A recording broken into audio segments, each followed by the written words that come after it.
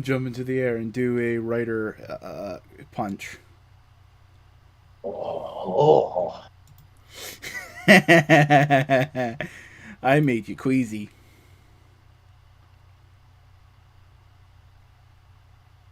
they can hear us.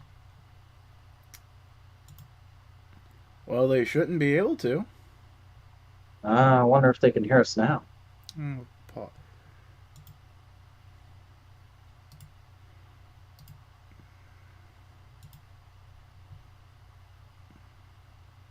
Oh, they can definitely still hear us. This is the second week in a row you've had this issue.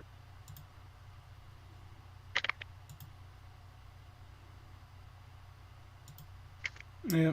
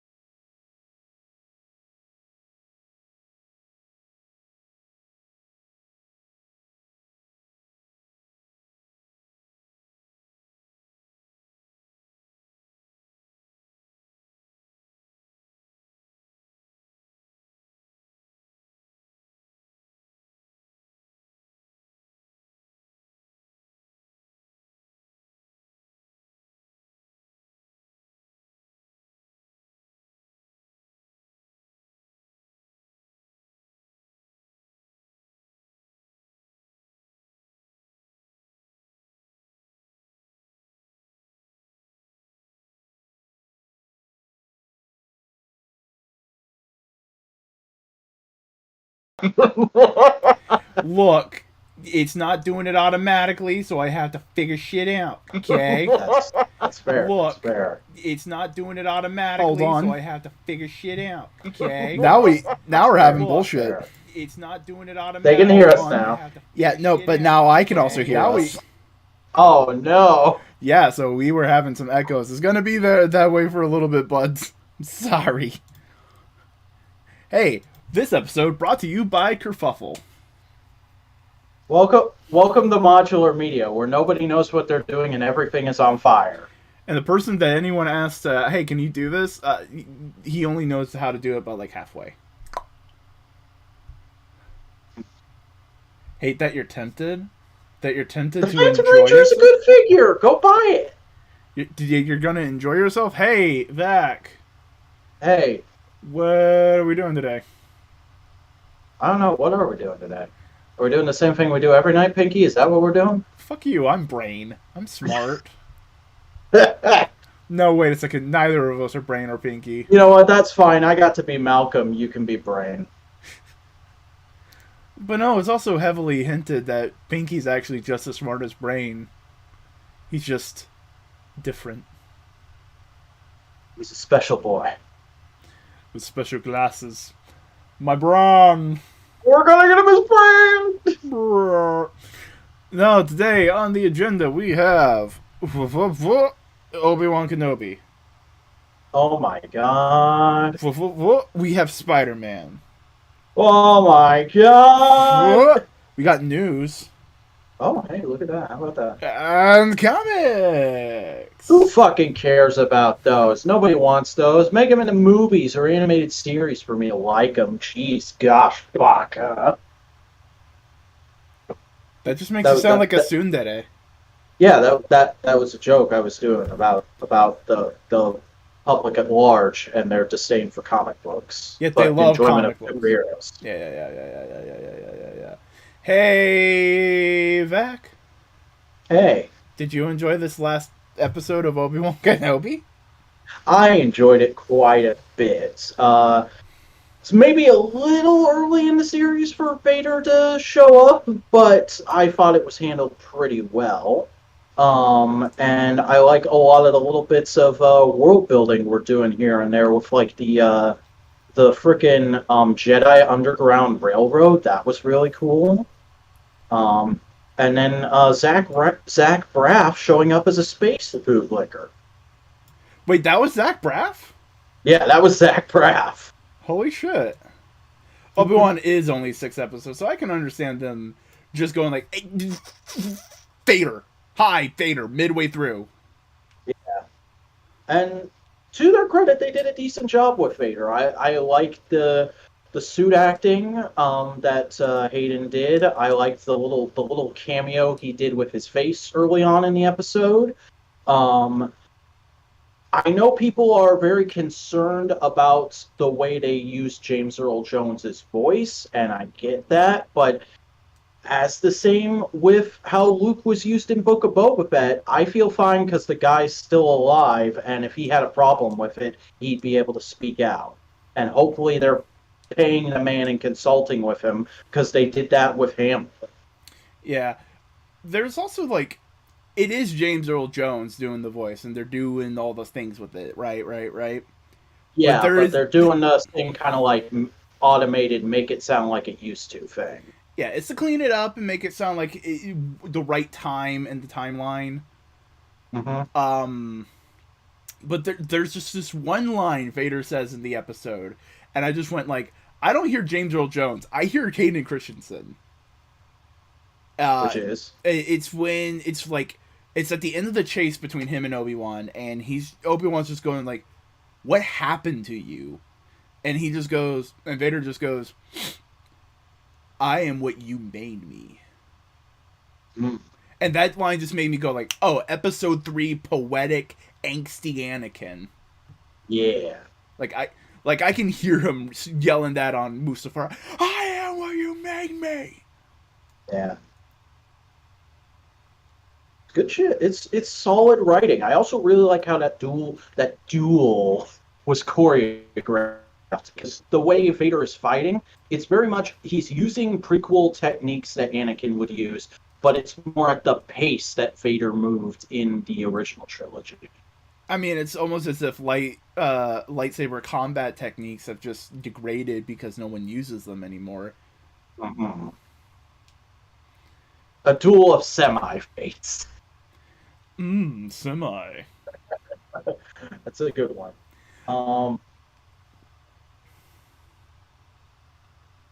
Trying to think of what else to go over. I like the continued humanization of members of the Empire, who are basically like, yeah, no, I got wrapped up in the propaganda, and I feel bad, and I'm trying to make amends. Or like the stormtroopers who sound like they could give less of a shit about a Jedi being loose on their planet. Like, for them, it's a job. It's just like, fucking... And the way, like, I love, genuinely, it's really fun to see the camaraderie between the Mole Man and the stormtroopers. It's just like, hey, what's up, Frank? What's up, guys? You need a ride? Yeah, like, fucking transport's out here. Alright, cool, let me get you a ride. Like, that's cute. That was, like, genuinely, oh, they're people. Yeah. Oh, they're And he's like, oh, I hear there's a Jedi on the loose. Isn't that scary? And he's like, we'll fucking catch him like we always do. It's like a cop talking about somebody who stole beer from a convenience store. Yeah, but it shows you, it humanizes them as people, but it also just shows you the banality of evil that is the Empire, that everyone just kind of accepts it. Yeah. You know? Because they don't know. That's on a planet, that's a city. That's like being somebody out in Montana and hearing like, oh, the mayor of New York changed. Okay.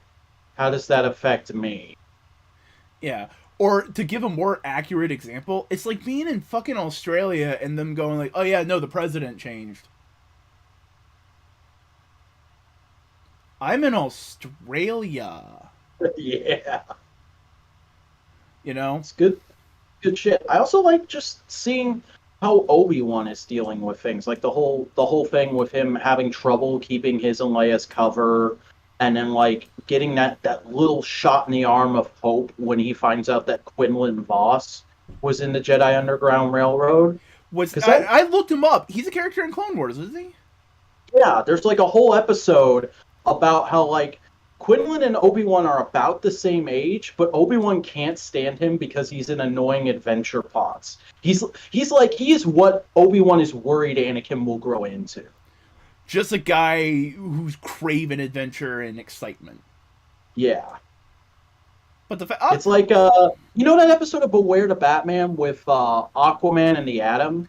I never watched Beware the Batman. Oh, dude, Beware the Batman's good shit. You gotta get on. Wait, hold on. Not Beware the Batman. Brave and the Bold. Goddamn. I did watch Brave and the Bold, and I do. I think I remember something like that. Okay, well, it's basically that episode, but Star Wars. Can we just mention Brave and the Bold had one of the best fucking endings with that version of Batman just going like, "Hey, I hope you had fun. I hope you got something out of this, and until next time." This is like, oh, yeah, good shit. Let him have a chance. But back to Obi-Wan. Ooh, boy, just seeing the trauma. I have watched every Batman animated series, Buster, but thank you for asking. I didn't watch Beware the Batman just because I didn't like the character designs at first. Oh yeah, they're fucking weird, but it was a good show. Like, it would look better if it was 2D. Those character designs would look amazing in 2D. In 3D, they just... Oh yeah, and it was at that awkward transitional area with 2D on TV where like it looks really good, but you're not putting enough character models on screen, so these streets look empty. Like it is at the same time as Ninja Turtles 2012. Yeah. Well, Ninja Turtles 2012 also has the excuse it's at night most of the time. So like, and I think Beware the Batman is going for that too, but I'm like, it's Gotham. There should be vagrants on the street. Yeah. But speaking of vagrants, yeah. Obi-Wan. What else? What else was in that episode? The Mole Man fucking costume was just beautiful. Oh yeah, great prosthetics. And I love the one lady who helps him out.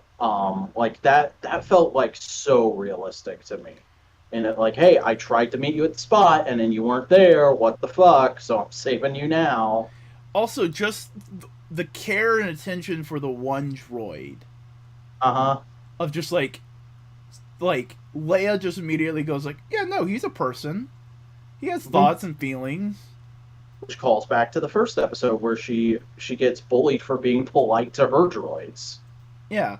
Which also just shows, like, yeah, of course he would trust fucking R2D2 with one of the most important missions on the Rebellion. She probably just sees him as, like, the most loyal and trustworthy companion she has. Well, R2D2 was probably like her little brother growing up, if we're being honest here. Older brother. Remember, he's been around forever. Oh yeah, that's right, and he didn't get his mind wiped either. I forget about that sometimes. R2D2 is the thing of the Star Wars universe. He is the crotchety, like, uncle figure who smokes cigars. Now I just want a friggin' Star Wars special of R2D2 and a bunch of other characters playing poker. You know R2D2 would clean the fuck up. Uh-huh. Oh, man. But no, we also Leia is gonna be captured again. Yeah, which I'm sure feels cheap to some people, but I think it works for the narrative of Riva, who we barely talked about. Yeah. Riva is extremely desperate. She wants to gain Vader's approval, and she sees the only way as doing that as to be the person who personally hands Obi Wan to Vader, which is hilarious because she doesn't know it. She has no way of knowing it, but she just grabbed Vader's fucking daughter. Yeah, there's that, but also like, okay, can I give a little theory on why I think she is that way? Why? Okay, she'd be just about the right age for one of the younglings who would have been killed in Order 88.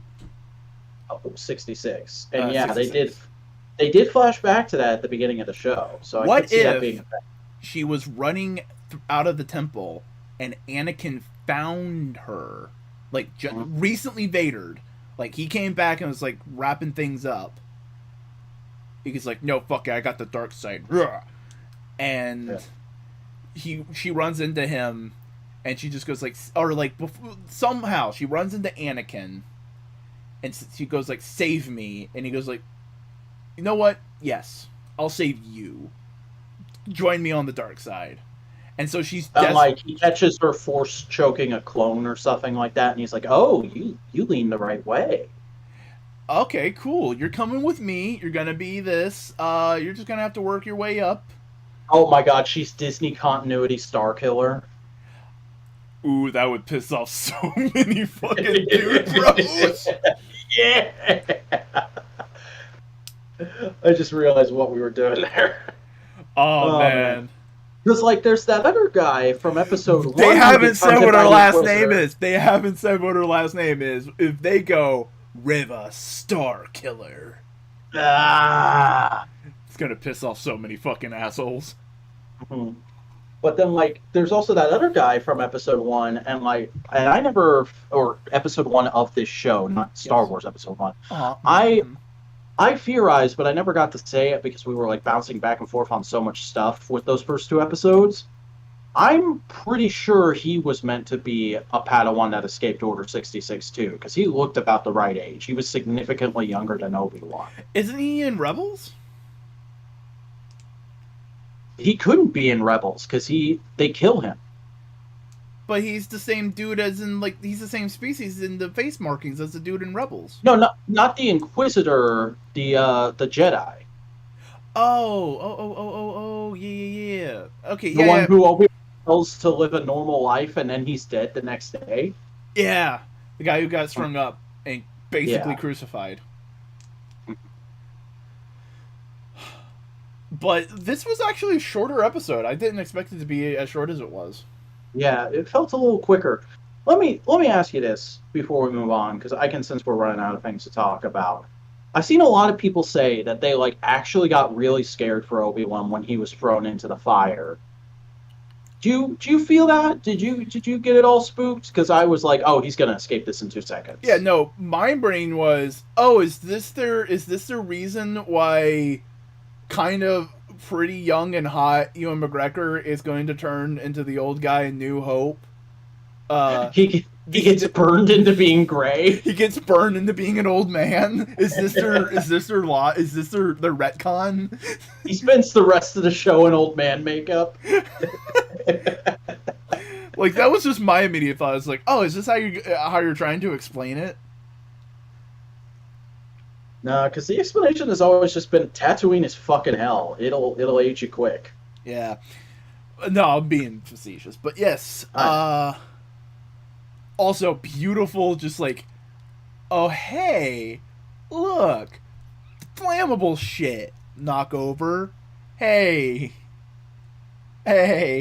Never You say, remember this, buddy? Never say Darth Vader ain't fucking petty. Mm-hmm. He's petty, and he'd also be a pretty good comedian if he wanted to be. Oh, it's good liners. Good Obi Wan. Mm-hmm. If it were up to me, I'd have Hayden Christensen do some more of the lines. Yeah, that was the thing. That was my thing. Is I wasn't outraged that they were using the clean up the voice technology for James Earl Jones. I was a little upset. I was like, when I was watching the episode and he first started speaking, I was like, oh, I was kind of hoping they let Hayden do the voice. Here's what I like James Earl Jones. Yeah. But fucking, you went to the trouble of getting Hayden back. Let him do some stuff. Here's what I would have done.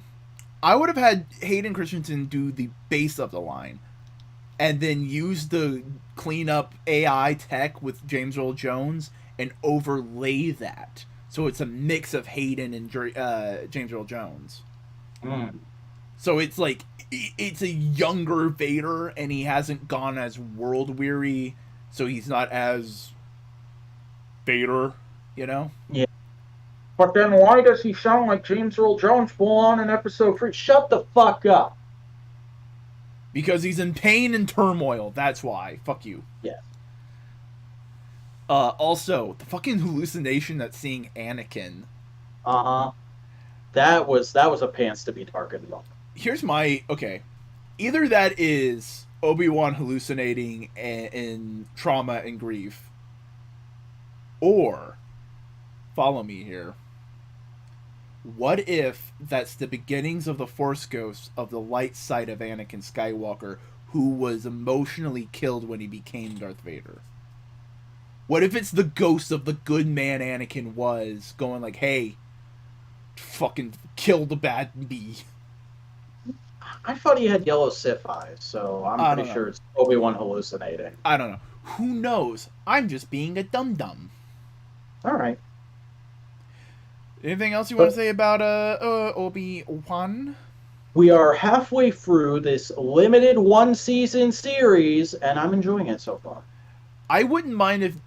I don't want a season 2, but I wouldn't mind if they continue exploring in this time period with live-action material. Because they've done it extensively with the Rebels. Oh, yeah. And I mean, like, I would like exploring in this time period with other characters. Don't get me wrong. I love that we're getting this. I love that we've got Ewan and Hayden back and we're doing a whole thing. But the story they're doing, well, I'm fine with it and I'm going along with it. It's a bit of a stretch to put between those two movies. So I feel like if you go much further, you're gonna be breaking our suspension of disbelief. Yeah. Hey, guess what happened 60 years ago today? I don't know. Some fucking asshole put out a comic or some shit. Not just one fucking asshole. Thank you for fucking up my timing, computer. Live, everybody. Alright, not just one fucking asshole. 2 fucking assholes! Oh my god. Spider-Man is 60 years old as of today, ladies and gentlemen. Not just Spider-Man, but 3 other short horror stories that no one ever talks about. Yeah. Because who reads old comic horror stories except for that one weirdo that lives in Linkara's basement? But Amazing Fantasy number 15, the origin and the creation of Spider-Man, not Spider-Man, Spider-Man. Yeah, because there's no hyphen in this. There's a lot of interesting little differences in this from the established canon. Like, there's no hyphen. Uncle Ben doesn't actually say with great power comes great responsibility. It's just in the narration on the last panel. But like, it is implied that like that's a lesson he had to learn from somewhere. And it's just like, yeah. Also, the phrase is different because say the line. With great power comes great responsibility. Wrong. With great power must also come great responsibility. Mm-hmm. It's like a play it again, Jack. People get it wrong because they remember a simpler version. And here's the thing: must also come great responsibility would immediately alleviate like 90% of Peter Parker's guilt, because this also is just like, hey, you also gotta be responsible. Now you have to be. You remember, you gotta think a little bit, and not you gotta take it all on your shoulders.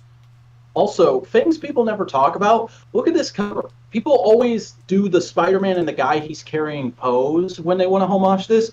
They never do the like 5 people hanging out on a random rooftop clamoring to look at Spider-Man. For half a second, I thought that one dude was Reed Richards. He's swinging by the Baxter building. Reed Richards is like, "This is my only chance to go get off my lawn, you crazy kids." I can never say this in New York. But yeah, no, it's the origin. It is the urtext of Spider-Man. It is very proto. It's very of its time. So you got to remember, this was 1962. The dialogue is a much more pointed. It's still very. It's still a lot more ahead of its time, but it feels very dated to us. Stan Lee wrote comics in the 60s. Like someone would write comics in the early 70s. Yeah, I mean it's interesting. I'm rereading a lot of Silver Age Supergirl right now, and that stuff I was like, wow, comics from the 60s feel fucking old, because I think actually an issue I read the other day was from 62. And this feels like a breath of fresh air compared to that. Yeah, like that's the thing that's what made Marvel put on the map. It was like wonderful countercultural art from Jack Kirby and Steve Ditko, not writing comic books like people write comic books. Yeah. Speaking of Ditko, can we talk about like this version of his art style feels so different from any of his other art I've ever seen, or really any other comic art. It feels so stilted and stick figurey and kind of spindly at times. It's very odd, but I kind of like it for this sort of prototype of Spider-Man. Yeah, but here's the thing, like, we call it a prototype. That's just what Peter Parker looks like. He looks like that to this day. They have kept the design consistent. Mm-hmm. Like, they have changed what Aunt May looks like. They have changed what Uncle Ben looks like. They changed the costume. But Peter Parker usually looks like that fucking peghead of a dude. Yeah, when he was 15, this is his design to a T. He kind of loosens up, gets a little more hip and cool later on in life. But when he's a 15-year-old in high school, he looks like the most nebbish nerd ever. Which coincidentally brings me to, I fucking love Flash Thompson's design in this, because he's literally just Archie Andrews. Yeah, he's Archie. Yeah. He's a popular kid. Uh-huh. It's fucking hilarious, because people later will compare Spider-Man and Spider-Man having his love triangle with Gwen and Mary Jane to being an Archie Andrews thing. And it's like, yes, but you don't understand. Peter Parker started up getting beaten up by Archie Andrews. Also, Peter Parker, when you know of Steve Ditko's ideals and beliefs, you see a lot of it on the paper. Yeah, he's constantly going like, oh, they all fucking laughed at the nebbish nerd Peter Parker, but they'll tremble before the might of Spider-Man. Like, who are you talking about there, Pete? What's going on in that head of yours? Yeah. For lack of a better way of describing it, a little school shootery. Yeah, Peter Parker was a bit of a fuckboy. He grew out of it, but he was a bit of a fuckboy. I mean, he grew out of it after several years of comics, because when you read Amazing Spider-Man number 1 to like number 24, he's an asshole. Yeah. Don't let Steve Ditko hear you say that, Buster. He's dead. He can't bother anybody. No, now. but the spinning of his grave would be enough to power the tri-state area. Also, talking about his art just for a second, like, I'm fascinated by how he depicts Aunt May and Uncle Ben in this, because, like, you hear people talk about, like, oh, Aunt May, she's fucking old and decrepit. This is the most old and decrepit she's ever looked. Yeah. Fucking Uncle Ben looks like a dried out SpongeBob on the first page. Because but it's also just like, Right, yeah, it's that kind of, it's that I love the old people depiction of an old man. Yeah. Very old. But here's the thing, they probably were, what, in their 60s? Yeah. Because old people just got really fucking old. Yeah, because medicine wasn't as good back then. Trying to think if there's anything else to really comment on. Oh yeah, I'm sure it wasn't the plan at the time, but that captain who, like, chastises Spider-Man for not stopping the criminal is totally Captain Stacy. Oh, I can see it. Looks just like him. Ditko calls grandparents funny, and I like it. Yeah. But no, it's a solid little story, and it's like it's a very different kind of superhero origin story. People don't talk about this enough. It goes a few steps past where a superhero origin normally would, whereas it's just because it's not a superhero origin. This isn't a superhero origin story. This isn't a superhero story. This is a horror story. This is a Twilight Zone. Yeah, it's kind of a what if style story of, like, oh, something changes in my life and it's spectacular and it's amazing until I fuck up and it ruins everything. Yeah, which in and of itself is a good superhero origin story, but, like, beginning, middle, and end, this is just a horror story. It's like, it's the horrors of, you have all this ability and you do nothing? Yeah. Did you read the other stories? I did not. I did. Okay, what else happens in this book? Okay, the second story is, I can't remember the name, but it's like The Bells or something like that. And on a remote Mediterranean fisher island, one man has to ring the bell every day at the church to tell the time, and he's very dedicated to it. One day, a volcano is going to erupt, and everyone goes like, we need to evacuate. But the guy who rings the bell goes like, no, I need to ring the bell. And they're all going like, shut the fuck up, old man. We need to evacuate. And he's like, no, I need to ring the bell. And he runs out in the middle of a volcano to try and go ring the bell. And he's ringing it as the lava's coming into the church. And then a beam of light just grabs him and pulls him out of the church up into the sky. And they're just going like, did God just fucking save this man from lava?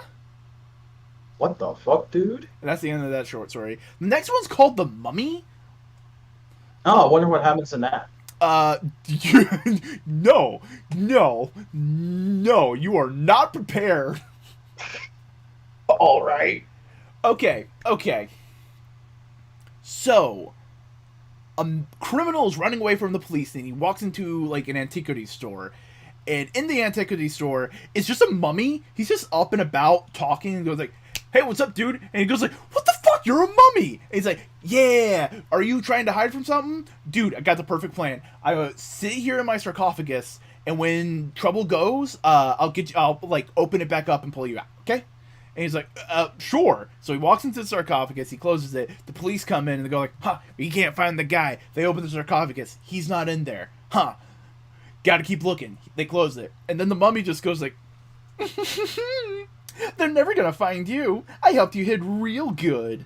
And he just flashed back to fucking Egypt, and he's just in a suit and tie, pulling a goddamn block for the pyramid. He transferred him to the past. God damn, Khonshu's a dick. Like, what the fuck? What even is this? Just to confirm, all of this is written by Stan Lee and drawn by Steve Ditko. Yes. Good lord. All of it. And, like, On the 60th anniversary of Spider-Man, let's talk about a little more besides just this comic, because people forget the creation of Spider-Man was very much like a throwaway kind of thing, or rather a dismissed kind of thing, because Stan Lee pitched Spider-Man over and over again to the editors who were higher up than him at Marvel. At the time. And they always said no. They always said it sounds like a stupid idea. The costume looks bad. He looks like a villain, and you can't do him. And finally they relented, and they let him do it in Amazing Fantasy because they were planning to cancel Amazing Fantasy anyway. We're canceling it if it does well. If it doesn't do anything, all right, whatever. You got the story out. Mm-hmm. And that was with the caveat that Ditko didn't draw the cover. That cover we were just looking at is not a Steve Ditko cover.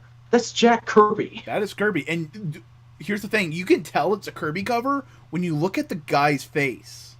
Uh-huh. That's a Kirby-ass face. And the musculature on Spider-Man. Mm-hmm.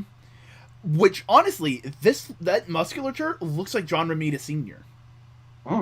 Yeah. It has a Well, that's because Romita Sr. was also during that era where Stan Lee was telling anybody who wasn't Jack Kirby, draw like Jack Kirby. Unless you're Steve Ditko, then you draw like Steve Ditko.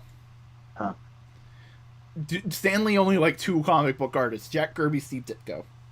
Yeah. You show Stan Lee some Jim Lee art, and he's like, what the fuck is this shit? I mean, we've all seen the clip of him just shit-talking Todd McFarlane and Rob Liefeld.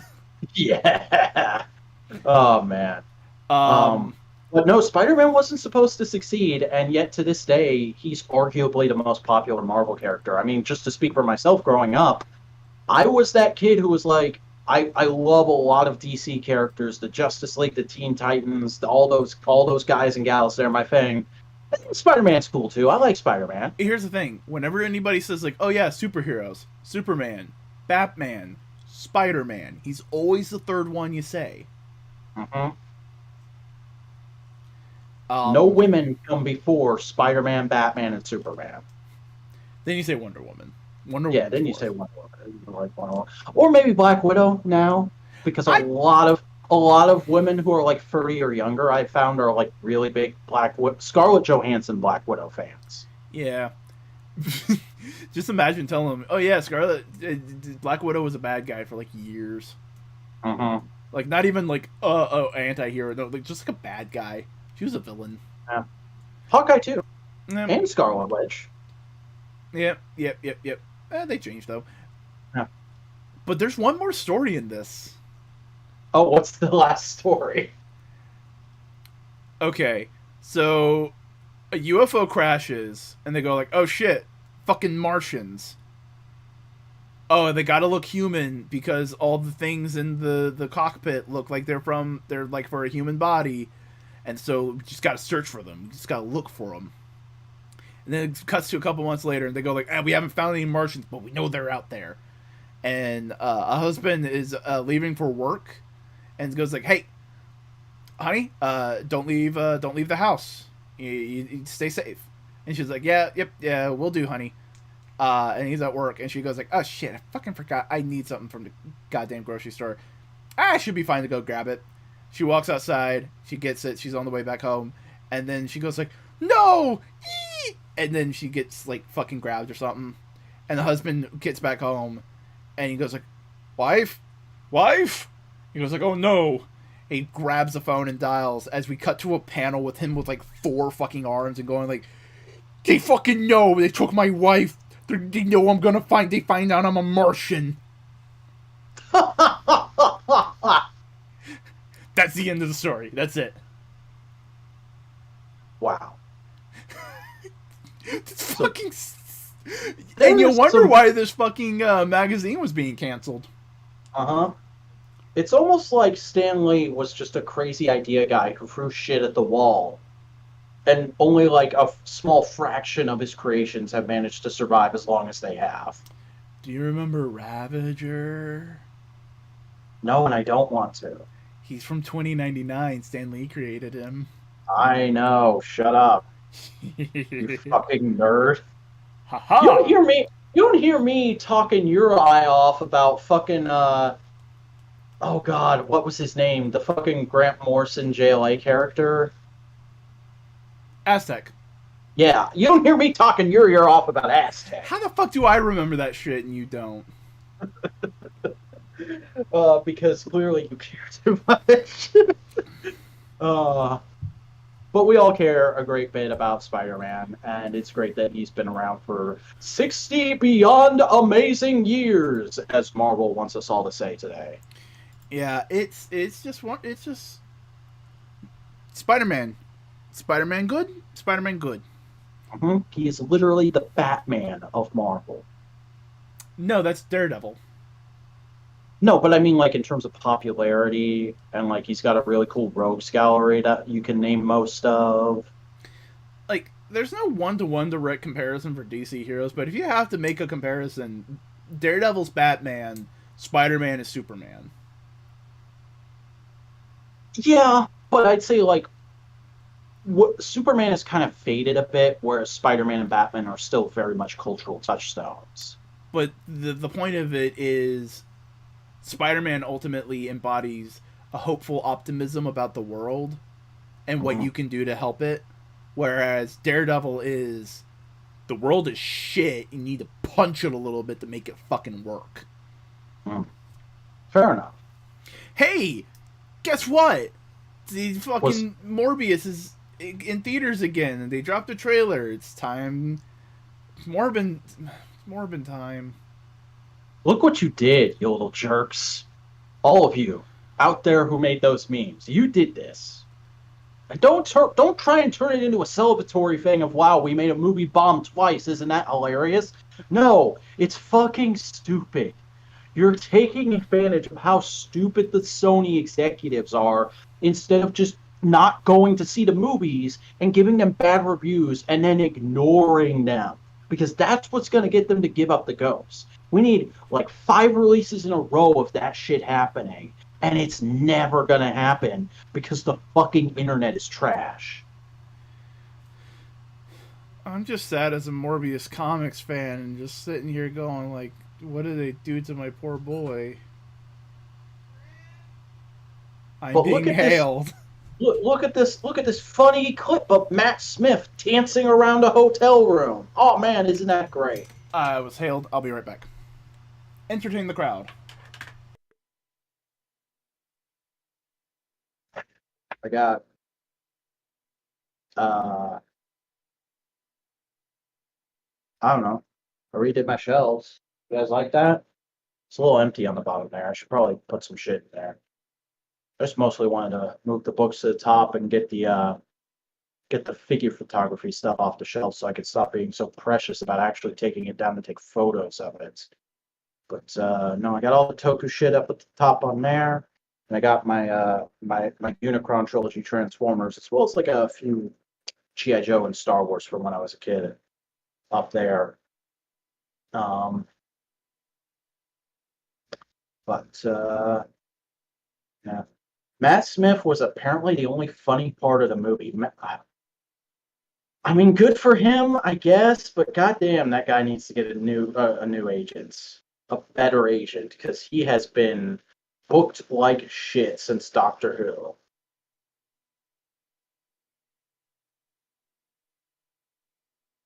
Apparently, the movie actually played the "Have Sex" song during the dance scene. What? What is the "Have Sex" song? Like the like the I. There's so many "Have Sex" songs. I don't know which one it could be. You're gonna have to put the title in the chat, Buster. Oh yeah, you do see Don on the Itachi. He's right there. There he is. We'll be talking about him on Twit tomorrow for me and Buster. Tuesday for y'all.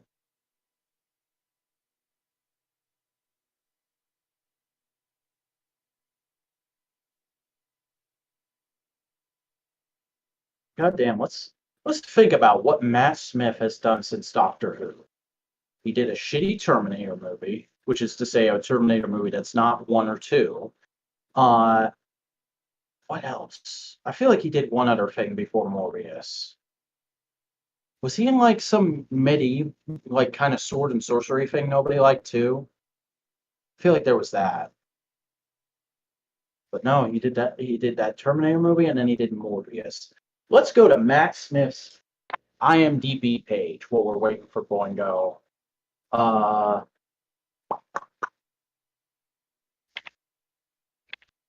let's see what Matt Smith has been up to since Doctor Who, besides Morbius and the Terminator movie.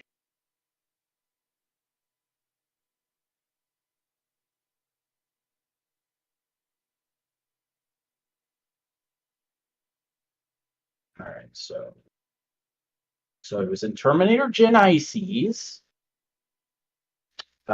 He was in Pride and Prejudice in Zombies. They made a movie out of that. Wow. He's in The Crown. He was pretty good in The Crown. I did like him in The Crown. Maple Throp. I don't know what that is. Patient Zero. Don't know that. Charlie Says. That sounds like it might have been bad. Just going off that title. It doesn't look. I want to look at the poster for Charlie Says.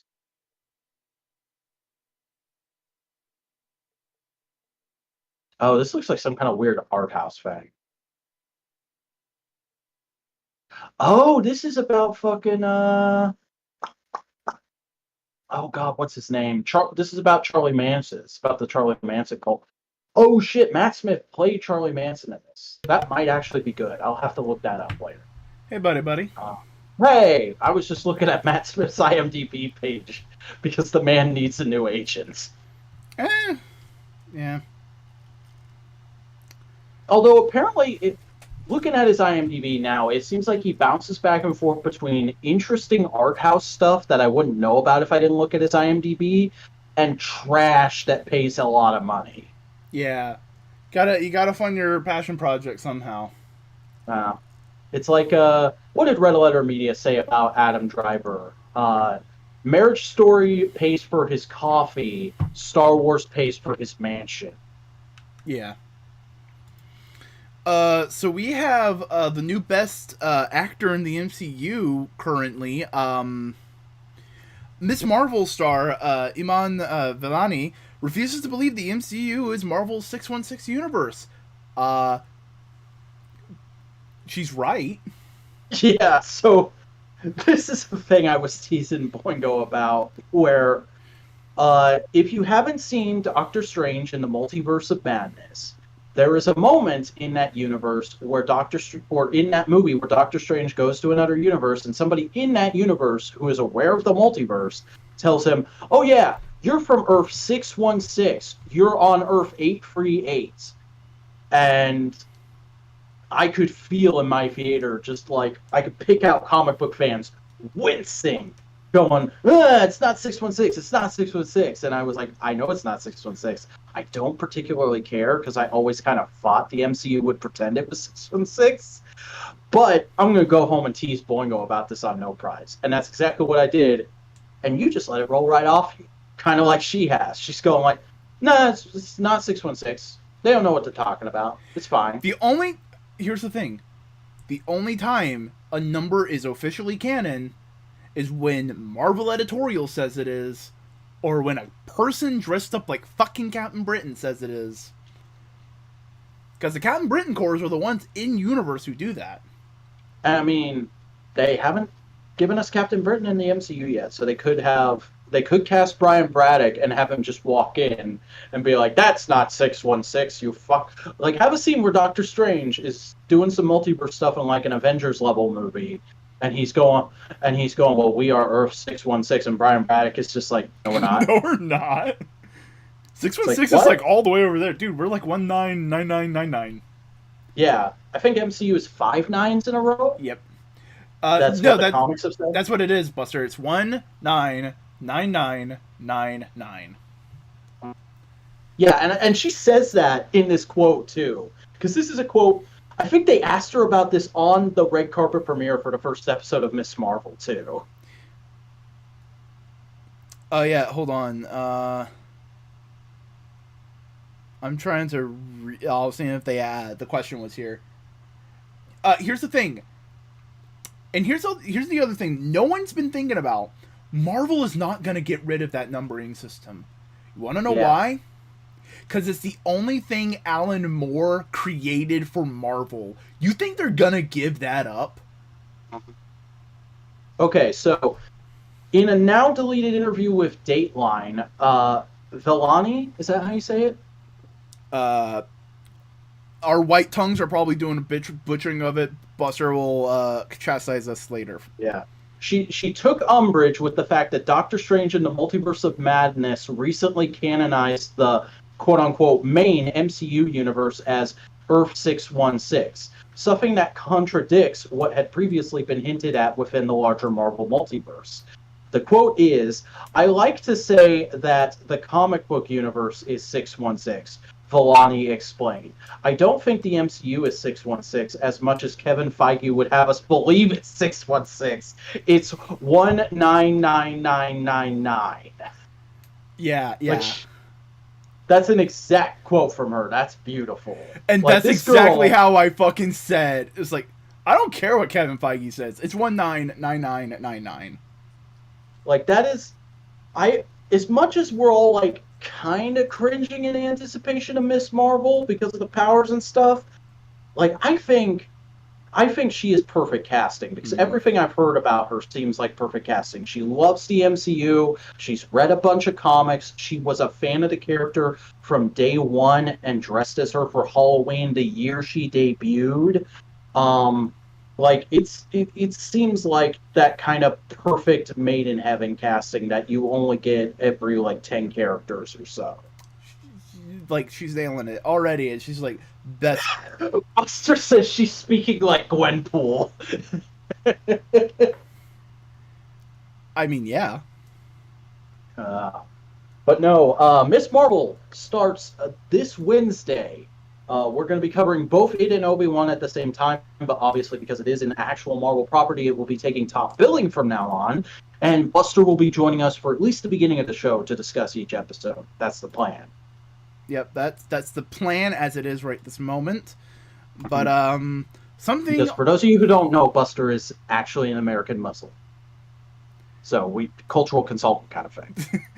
Hey, can you correct those white boys, please and thank you? Yeah.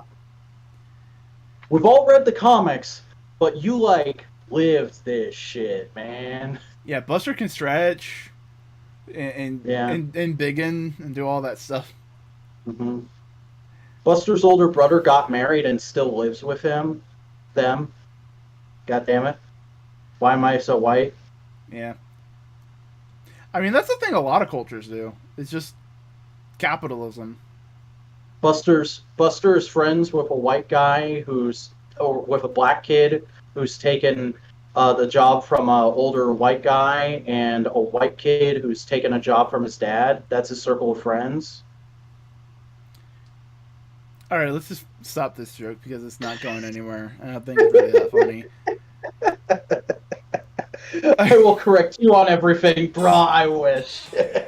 So, longtime major head at Marvel. Yeah. Joe Quesada has retired. Yeah. Well, not retired, just stepped away from Marvel. And I do think it is a stepping away. I think he resigned. He was not fired, just for the tone of this post he did overall.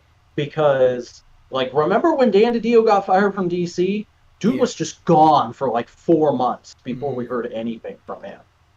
But no, Quesada is moving on after 22 years. He started in 2000. And, like, people... Quesada is an incredibly divisive figure at Marvel, but, like...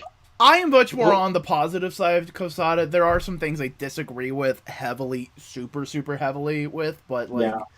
Like, obviously, he's the guy who broke up the marriage.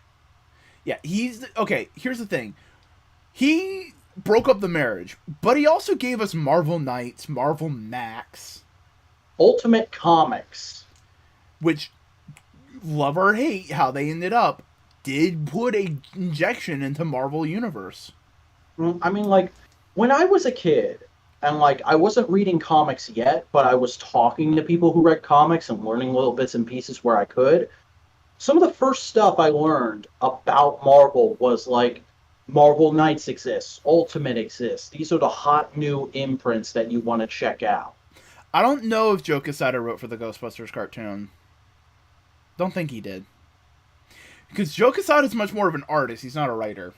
Yeah, he started out as an artist, but like he's also worn basically every hat you can wear in the comic book industry. He's been an artist, he's been an inker, a colorist, a writer. He has worked in the executive editorial level. I'm pretty sure the man fucking did shipping and receiving for them at one point. Yep. Joe Quesada's, for lack of a better way to describe it, Joe Quesada's like kind of a Stan Lee in the modern era. Better example, he's a Joe Shooter. Yeah, a Jim Shooter. Jim Shooter. He got out there and really made a name for himself. He made himself a known executive. How many other known executives are there in comics these days, like that are still working? Because to my count, it's like Jim Lee, maybe one or two others that aren't coming to me right now. Todd. But like, yeah, Todd. But I think of Todd as more of like a toy executive, you know? Robert Kirkman. Yeah, Robert Kirkman. He has his own little company within Image. Skybound. Yeah. I mean, that's just kind of how, like, Image used to be ran, because everybody had their own studios making their own books. But the thing is, like, we know people who write and draw books, but we don't really know the corporate structure within modern comics too well. And I think that's partially by design, because both of the big two are owned by large parent corporations now. But Joe Quesada really made this effort in the early 2000s. And I'm sorry if I sound like I'm parroting stuff you've heard before this week. I literally listened to the Elseworlds exchange about this early this morning. That's just kind of like I should listen to this in case they say stuff I don't know about Quesada. And mostly they said stuff I already knew. But, like, people forget Quesada came onto the scene in the 2000s and was, like, he did all these big pushes to give Marvel a shot in the arm because they were a sinking ship at the time. He got Hollywood talent involved with them. He came up with all these labels that were friendly to new readers. He tried to fix problems that he perceived with characters that were holding them back. Whether or not we, the readers, agreed with that, he saw those problems because he was coming at it from a fan's perspective. And he saw that, like, if I want to be successful, I need to be like Stan. I need to have a bit of a public persona. He had one of the first online columns, weekly columns, about, like, you can write in and ask me questions about what we're doing at Marvel, and I'll answer them. Not in the comics, not on the Marvel website, but on CB in the early 2000s. People forget that CBR's been around that long, and it used to be only about comic books. Yeah, it's a sad day, but it's also, like, it's fair enough. It's like Reggie Fils-Aimé leaving Nintendo. It's like, you know what? Good on you. Go do your thing. But you like, gave us some amazing years. You led us through the worst of times and the best of times. Thank you. Have fun doing whatever's next. Yeah. Hey, Joe Quesada, go make another Azrael book. Mm-hmm. I think he hates DC, though. I think, like, he burned bridges with DC when he went to Marvel. Oh, I can definitely see that. Because he's also, like, he's one of the only guys who, like, openly encourages mean-spirited competition between the two companies. Yeah. He also, I wouldn't say he's made negative choices, but they're just more like he's made significant choices that change how we view the comics. Like, he's the reason why The Thing and Wolverine don't smoke anymore. Yeah, and I kind of hope, like, of all the things you could say, like, oh, now that he's gone, let's immediately reverse this. That's the one where I'm very gung-ho on it. Like, I don't think we're going to have the marriage undone tomorrow, or I don't think we're going to have the marriage redone tomorrow. I don't think we're going to see a Marvel and DC comic crossover in the next 5 years. But I would love it if just in the next issue of Fantastic Four, Dan Slott is like, here's The Thing with a stogie. Yeah. Like, And that's understandable. He was coming at it from a very genuine place because his father died of lung cancer. Yeah, and I get it. My dad had complications from smoking, not cancer specifically, but he had complications from smoking. Both my parents have smoked on and off my entire life. I don't like smoke very much, but when it comes to fiction, I'm willing to accept that like it looks cool. It has a good aesthetic to it. It's fun to draw. And I mean, the two characters that we see smoke are the Thing, who can handle it, and Wolverine, who can heal from it. Yeah. And I mean, you could literally have a scene, hell, with Wolverine being such a dad these days, and with the Thing being a literal adopted father, you can have a scene where it's like he's smoking, and a kid says, "Wow, can I have one?" He's like, "Fuck no, you can't. This shit'll kill you." Yeah, we won't see nothing immediately, but you know what? It's just... Yeah. Buster's saying in the chat, we won't see any changes for 6 months. I'm sure we won't see any changes for at least a year, because we won't as see... much as... We won't see many changes. Yeah. Because he hasn't been editor-in-chief in forever. No, he's like chief creative officer or something like that these days. Yeah. Or was. Yeah, it was. But it is indeed the end of an era. Yep. And it's kind of and a big I don't deal. see the current editor-in-chief putting on the look at me shoes. No. Really. They're going to need to get another guy for that. You know who would be great for that role? Donnie fucking Cates. Donnie, you're fucking right. Donnie Cates, the goth king of Marvel. Donnie Cates would be good at it. Like, Donnie Cates and Chip Zdarsky, put those two chuckle fucks in front of the camera and go like, "Hey, we're making comics." Yeah. Make them what Jim Lee and Dan DiDio were to DC for, like, the previous 10 or 12 years. I do believe so. It is Buster. Oh, yeah, I forgot about that fucker. But lessons in comics and actors and movies. Well, I'm glad to give them to you, Hell. Hell, do you just live under a rock? Is that what's going on? No, they just don't live in America. Ah. Well, don't worry, because we were made to hit in America, and by that I mean get hit by a car. I'm gonna get hit by a car. You made a Beck reference. Yeah, I did that just for you. You like that, buddy? Yeah. All right. Just savor that, cherish it, because it won't happen again for a long time. Hey, guess what else is happening at DC?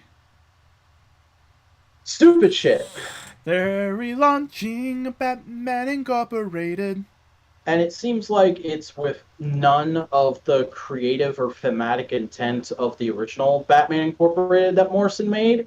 It seems like it's literally just, we don't know what to do with these characters. Put them on a team book. Mm. Which sucks. Like, it's going to be it's going to be run by Lex Luthor. This is not a Bruce Wayne funded operation. It is Lex Luthor taking the Batman Inc. Trademark and hiring El Gaucho, Man of Bats, Batman of China, and a few others. Get ready to be. Batman Incorporated has been around for a while, and the original intent was just basically a growth of Bruce Wayne, of going like, you know, I could probably help more people if I just like trained more Batmen. Yeah. Oh yeah, Ghostmaker is going to be in the book. Because everybody loves Ghostmaker, and apparently it's going to start off as a tie-in to Shadow War. This is a book that's made to get canceled. Yeah, it's 7 issues. Hell is basically on an island, started off as a big rock that grew into an island or something. I mean, that's a lot of islands. Yeah. Hey, guess what? I am Iron Man! I also just want to highlight in the chat real quick. Batman Corp? Shit, I gotta get ready to compete. That's good comedy there, Buster. We got another Iron Man Mark III. Yeah, this is the same one that we had preview pictures for a few weeks ago, but now we have the full solicitation and pre-orders and blah, blah, blah, blah, blah. You can see all the shit. Yep. This is the Free Zero DLX Iron Man Mark III, which is, unless they do another one fairly in like another few years, which is entirely possible, I think this is going to be the most movie accurate, most highly articulated figure of the MCU Mark III we're ever going to get at this scale, which I believe is 1/12 scale or 6 inches. Yep. But yeah, it's Iron Man Mark III. Certainly looks good. It's pricey. It's going to be 6.9 inches tall, according to this article. What is the price? Retail at $99 USD. Yep. Shipping Q3 of 2022. I really like the way it looks. I like that suit, but I don't got that kind of money for one Iron Man. Yep. Hey, do you like Halloween? I love Halloween. Hey, Green That's- Goblin, Mezco Toys, 112. Woo! Yeah, remember talking about that Spider-Man, what was it, last week or 2 weeks ago? Yeah, about so. They had teases for this Goblin in there, and oh boy, if you like classic Green Goblin, this is the perfect figure for you. 'Cause You even God, got an Osborn with the fucking with the wave. yeah, which looks weird in 3D, doesn't it?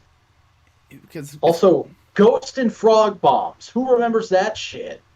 from the very first appearance, it's just like, yeah, what the fuck?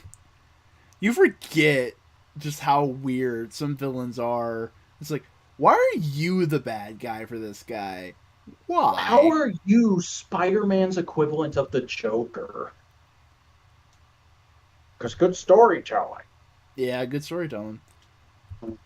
But no, I actually really like how this looks. Like, I think it looks even better than that Spider-Man. It's got such good melding of, like, it looks like a high-end Mezco. Or not Mezco, freaking Migo.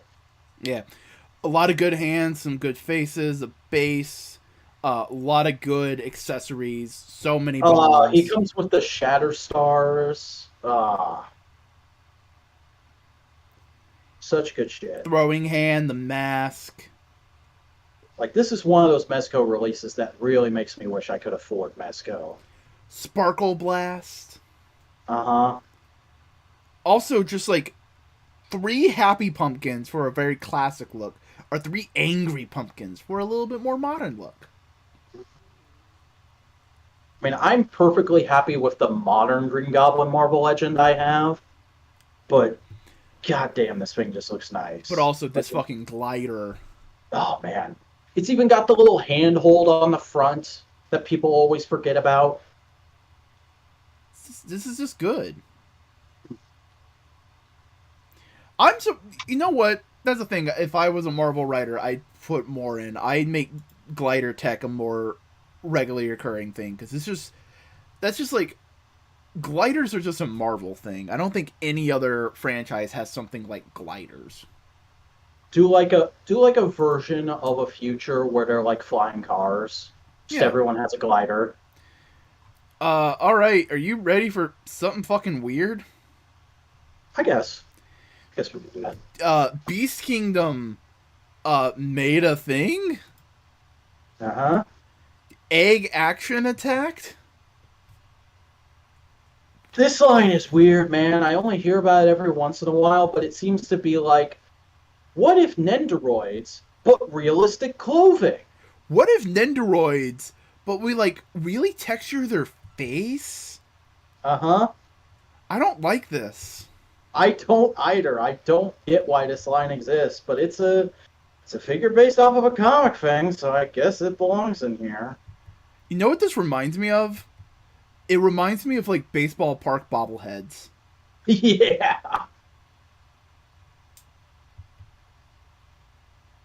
I don't like it. Get it No. away from me. It doesn't work. Like, Why? and you know those soft goods are going to be a pain in the ass to work with. Oh, very much so. Hey. Speaking of Miss Marvel, we got some Marvel Legends of Miss Marvel. Yeah, they showed on, I believe, an Instagram live stream and put up for pre-order the Miss Marvel Disney Plus figure that's going to be coming in the Infinite Ultron wave, and I want I don't care for this figure, but I think it's literally just like, well, what are you gonna do? The show design is so close to the comic design that it just looks like a shiny version of the comic figure. Yeah. Like, oh, she's wearing tennis shoes now. Okay.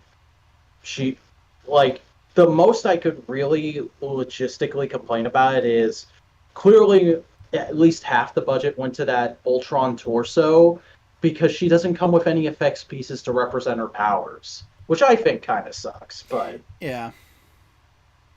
That torso, though. That torso. yeah. I mean, if you're just looking to put her on your shelf as MCU Miss Marvel, or you don't want to pay crazy secondary market prices for comic book Miss Marvel, because I don't even know how much that figure goes for these days, uh, you can't. There's worse options. There will be worse options, I guarantee. Yeah, the colors are very much of like, we don't not have finished production and we have to make the toy. She looks like a metallic Power Ranger. Yeah. I needed to get some liquid into the mouth. That's fine. That's fine. Hey, guess what? Fucking What? Hot Toys Deadite Strange. Yeah, boy. They did the cape and it looks amazing. This is a fucking centerpiece for a shelf if I've ever seen one. It just looks so good. The face is maybe a little bit off, but I chalked that up to just like pre-production stills and stuff like that. Otherwise, it looks great. It's phenomenal. The cape, the hands are articulated. All the hands. I bet the designers for Hot Toys were like creaming themselves because they never get to design shit like this. Uh-huh. Oh, and it does come off. Hell yeah. Yeah. The only thing that could make it better is if you got their actual demon faces, so you could pose them being like, Demon Strange, you are best with the natural order of things. Oh, so good though. Got one of the best fucking scenes in the movie. Oh yeah, definitely. And hey, guess what? We normally talk a lot about like Marvel, DC. We talk a lot about Image. Mm-hmm. Sometimes we bring up Dark Horse, but you know what? We never bring up Valiant. And I think that's because nobody knows a goddamn thing about Valiant. Hey!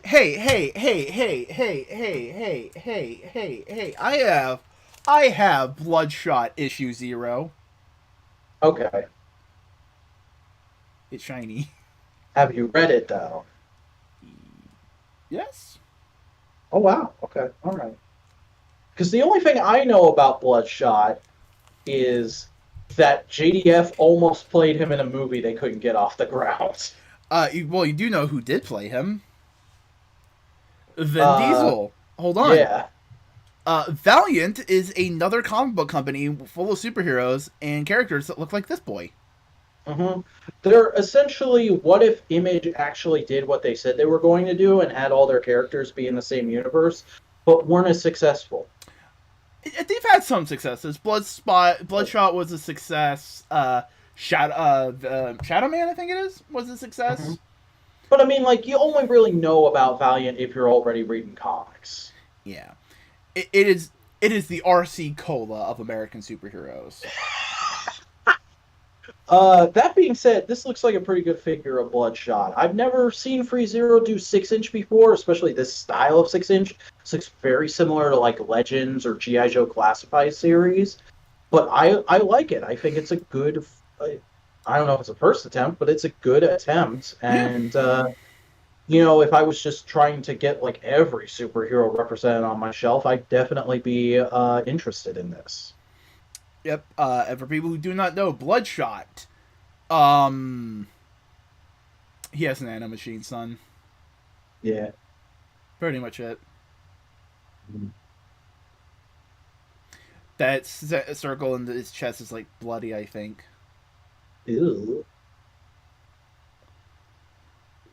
I think in the one continuity of Valiant Comics, because they reboot it every once in a while, he has like an ancestor who is the protector of Japan. Oh wow. Yeah, I read a good chunk of Valiant Comics. I was enjoying them. Is Valiant the people who do Captain Canuck? No. Okay. Because I suddenly remembered that Captain Canuck was like almost a big deal a few years ago. Almost a big deal. Hey, you know what? We did read some comics though. All right. Hey, what'd you think of Knights of X issue 2? This is all right. There's a lot of good moments in this. Yeah, it's just I don't know, man. This in Legion of X, it's like it's not bad, but it's doing a lot of idiosyncratic shit I'm not super into.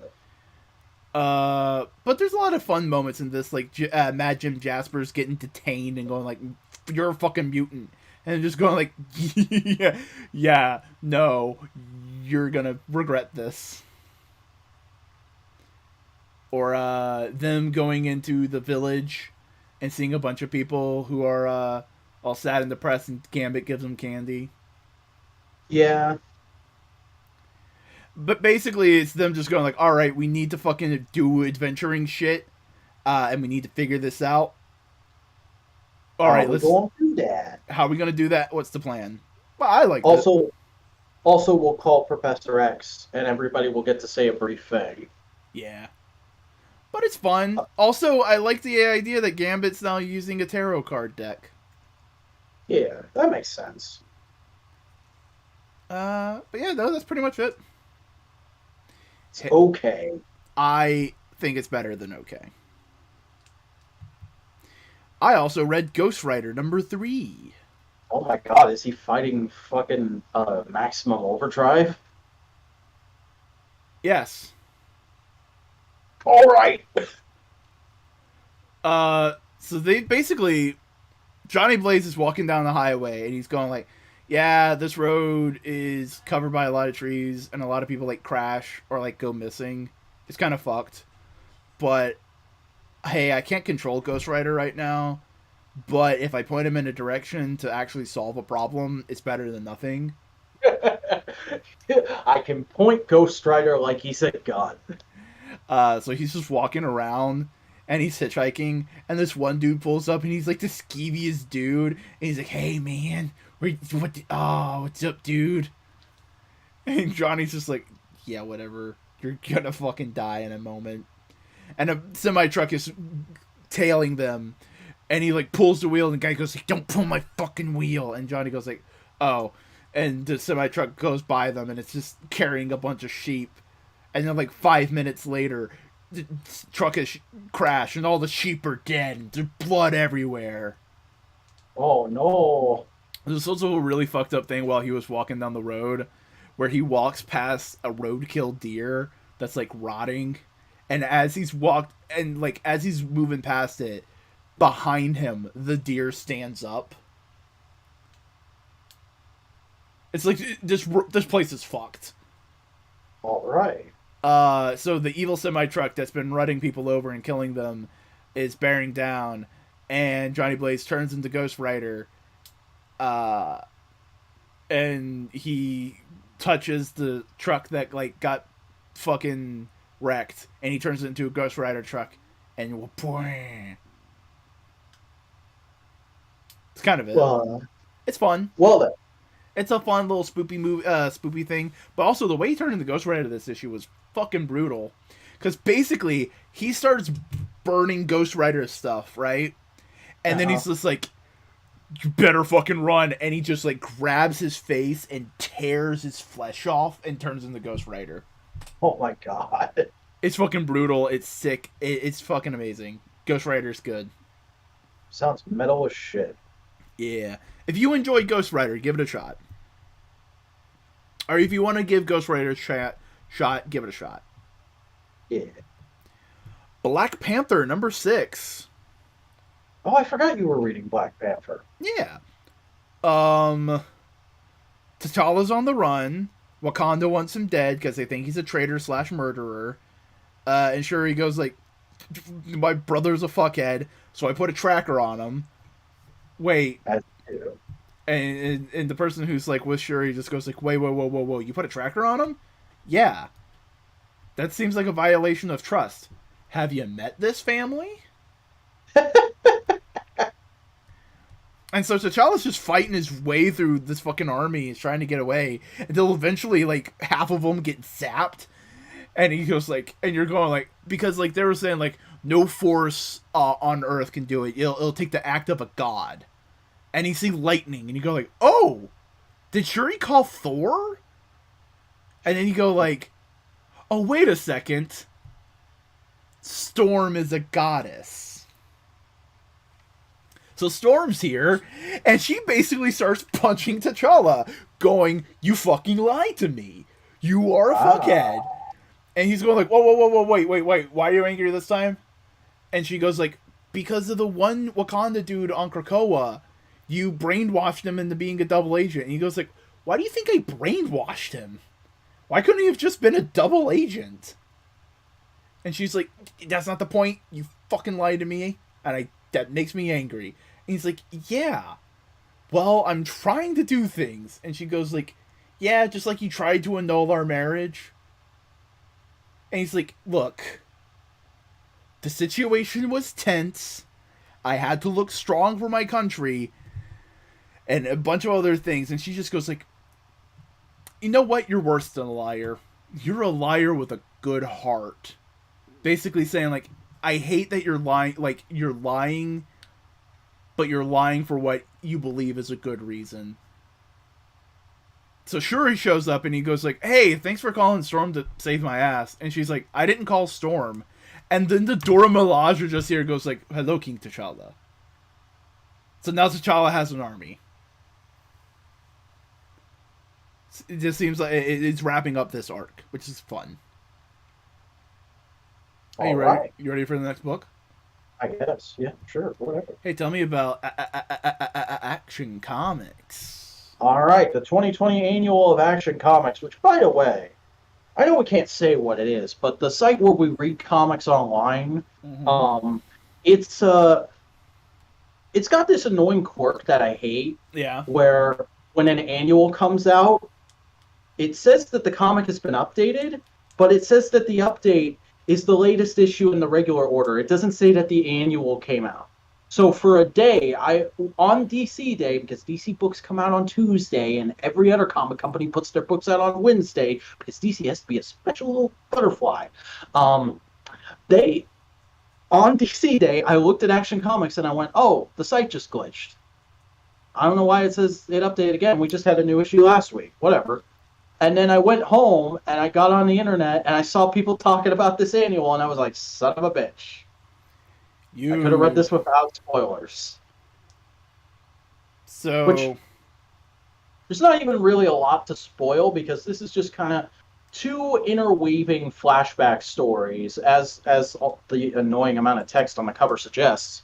One is about Clark Kent growing up in Smallville, and one is about the current Mongol in the main story that we're doing when he was growing up on Warworld. And it's kind of a paralleling tale about how they were both raised and how their mothers treated them and how that affected them as men. And it's fairly interesting. The only big thing in here I think that could offend somebody is Ma Kent briefly had cancer when Clark was a kid. I mean, people have cancer. There's nothing weird about that. Yeah. I can see some people getting upset about it, but I thought it was handled fairly well.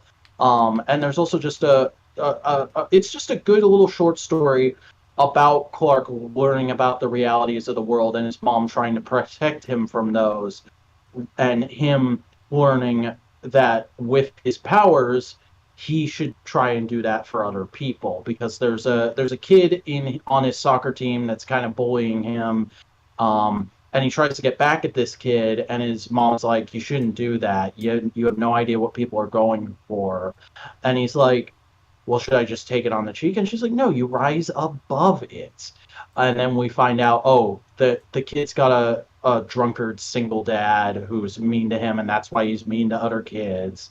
Um, and Clark does a thing to help him and his dad out, and it kind of affects him in a positive way, and also lets him get into better parental hands.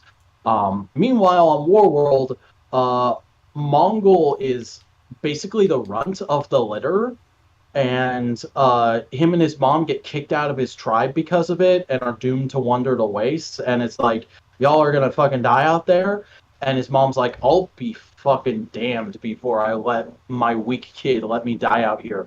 So she just starts being a survivalist, and occasionally he'll come up to her and be like, hey, can I get some of that meat you're cooking? And he's like, fuck off. I got this meat. It's my meat. You want meat? Go get meat.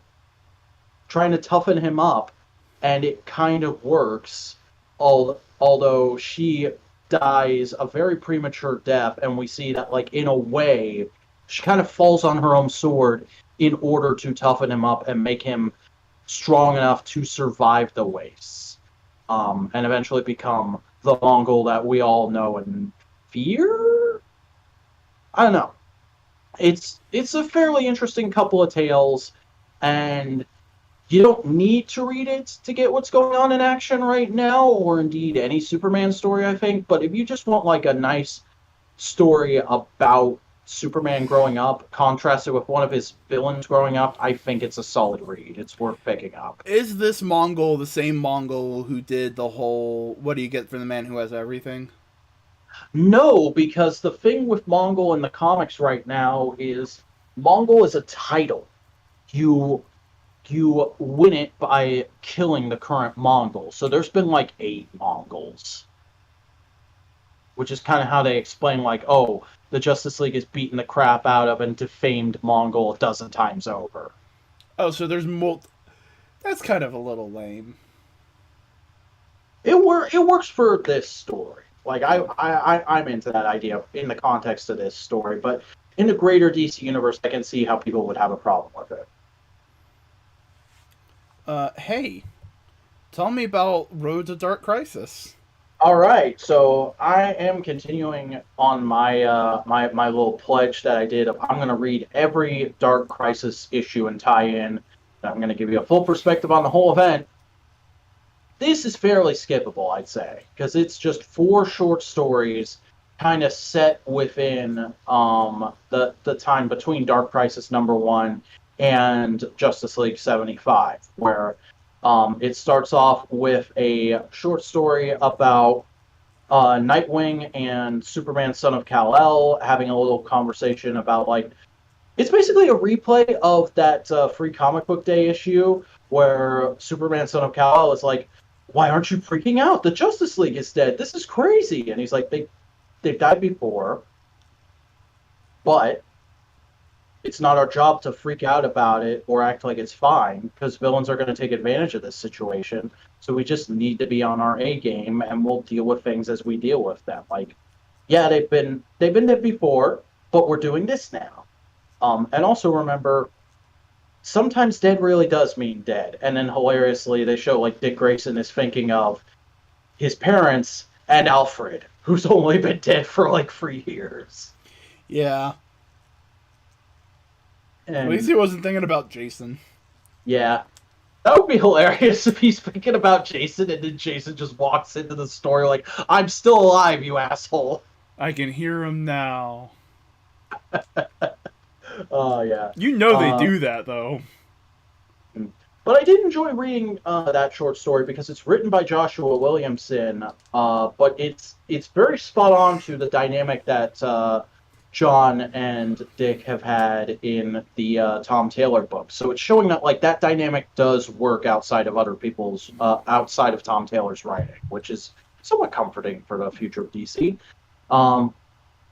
Then we get a similar short story about the Flash's Wally West Flash and Wally West Kid Flash, the Black Wally West, because it's basically right after Oh god, I forget Isn't it her like, name. or don't they usually say like Wally West and Wallace West?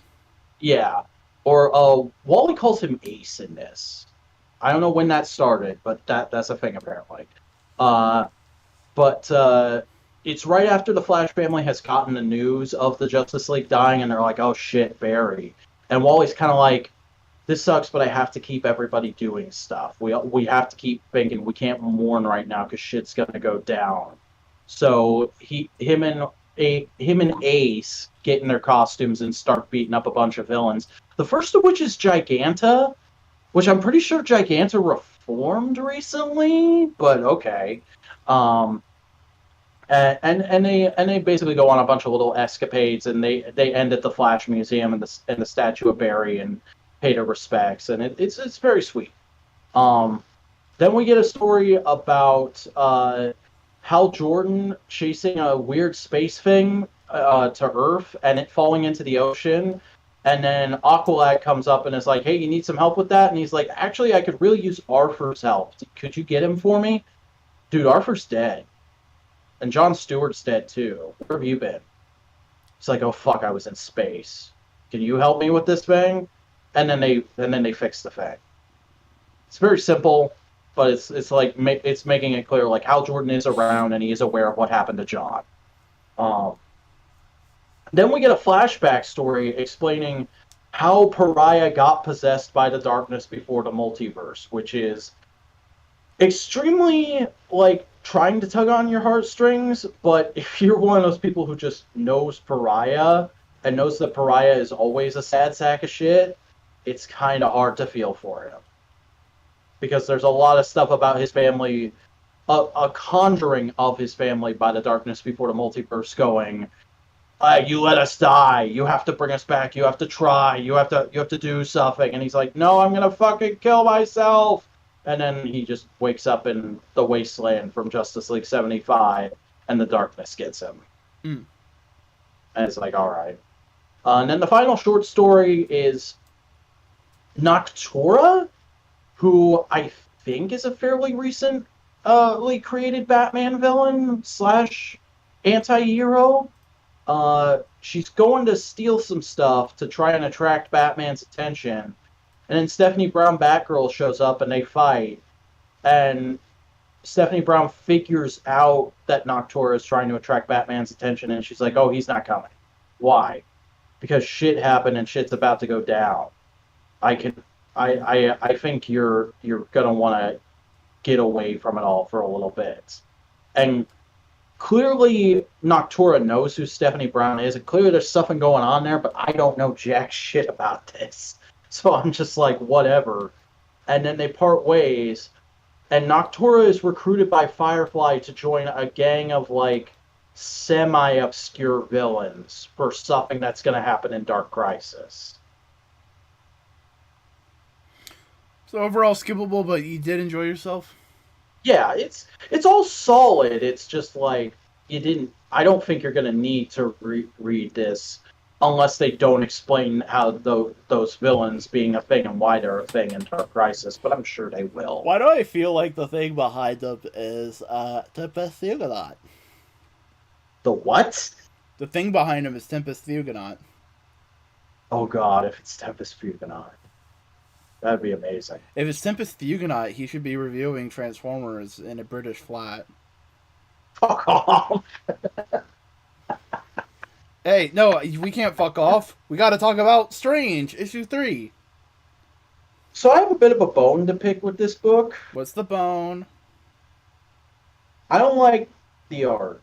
Specifically, I don't like the way Clea is being drawn by this artist. Specifically, I don't like the fact that there's fucking boob socks in this book that's supposed to be about a strong but flawed main female character. Fair enough. Like, I'm sure it was in the previous issues, but I really noticed it this issue. Like, anytime you get a shot that includes her chest, it's clearly boob socks. And, like, I don't know about you, but I was in that era of Tumblr where, like, every fifth post was somebody explaining why boob socks don't make sense and how to properly draw clothes over a female chest. Well, here's the thing you got to remember: they're technically not drawing clothes. They're drawing naked people without the genitals. Yeah, that's true. Unstable molecules and all that, but I still don't like it. No, I'm like, that's how superheroes have always been drawn. You draw the anatomy, and then you put a line there and go like, there. Now it's a costume. Actually, the place I notice it the most is in the kitchen scene when she's in street clothes. Really? Yeah. Yeah. No, that's just shit art. But overall, the story's been good. Yeah, it's solid stuff. Continuing on with this story that I'm not super invested in yet, but it works for what it is, and I like that they brought back, what are they, the guys with the numbers on their head? Mm-hmm. They're like an old pool. I know that. I forget what they're called, but I know they're an old pool.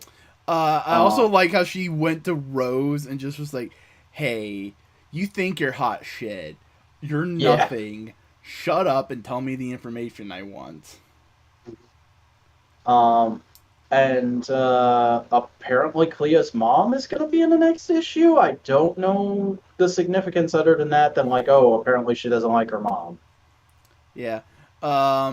There's also a cool moment where basically the bad guys seal away magic for 3 minutes, and she just starts using magic again. They're like, what? No, we sealed off magic. Yeah, you sealed off Earth magic. I got Dark Dimension magic too, you dumb fucks. Yeah. Which is just good.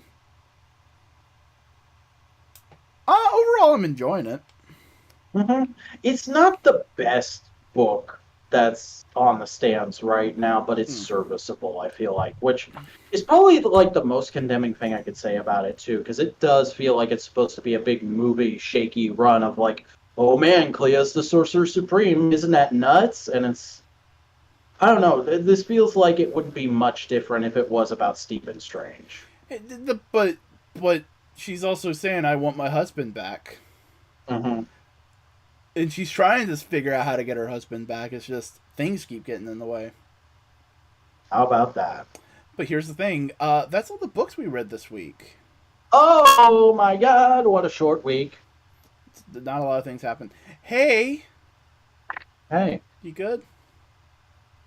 I'm okay. All right. I'm better than I was last night.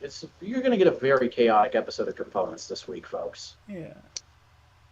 Hey, you want to tell people where they can find you?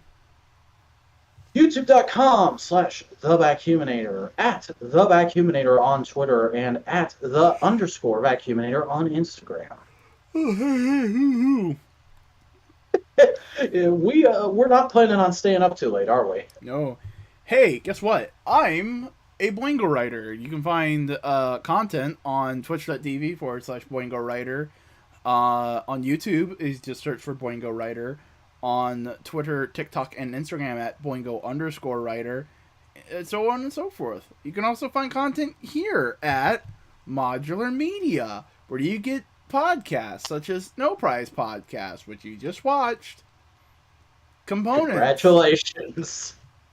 Congratulations. No, wait, I need to actually face it. Congratulations. Okay, where we talk Marvel bullshit, you know. We have Components where we talk about a random assortment of things. We also have No More Games where Buster and I talk about video game news that happens in the week. And there's also another show. What's the other show called, Vac? Well, to quote the fuck nugget that sings our theme song, "This Week in Toku" is a show where we talk about tokusatsu. Here I thought you enjoyed the theme I made for you. I love it. And this time, you just wanted to shit on me.